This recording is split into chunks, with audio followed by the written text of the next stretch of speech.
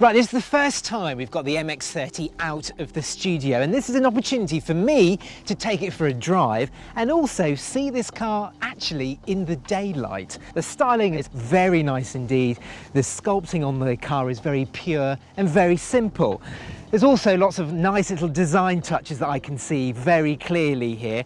The tritone paintwork and the Mazda script on the rear three-quarter again is a really nice design touch. But let's take a look inside. Now, when you get inside, it does feel typically Mazda, what with the design and the layout of the controls, but there are a few things I particularly like the center console, for example. It appears to be floating, really nice design touch that. And there's a new touchscreen which controls the heating and ventilation controls. Now, there's also a nice focus on materials in this car, like the tops of the doors. They're made from recycled bottles, and I particularly like the cork used throughout this car. Now, 100 years ago, Mazda actually first started out manufacturing cork. Right, I think it's probably about time that I hit the road.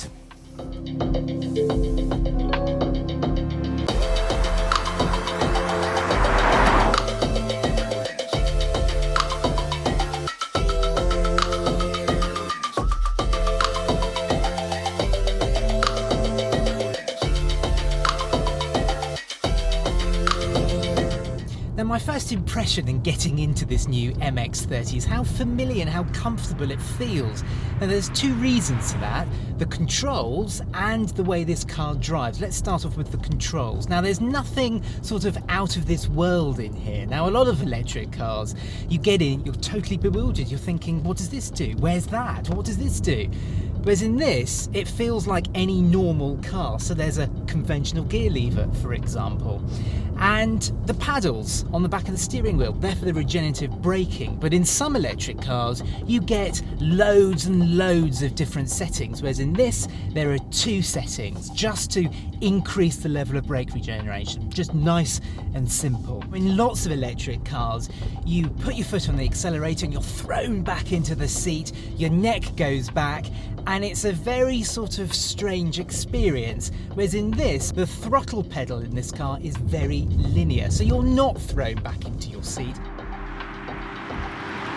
You can tell Mazda have developed this car because really the steering is nice and crisp, it's nice and precise. There's not much body roll, the car doesn't lollop through corners. For an electric car, it feels surprisingly light and agile. Not only is it good fun to drive, it's also very relaxing. It's very quiet. Now, you'd expect that from an electric car, wouldn't you?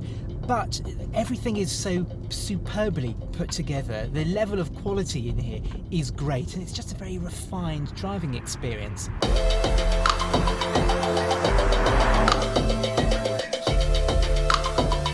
So what do I think of the Mazda MX-30? Well, it's fun to drive, it's comfortable, it's refined, and it's reassuringly familiar.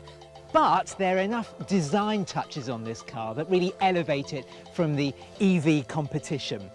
It's electric the Mazda way.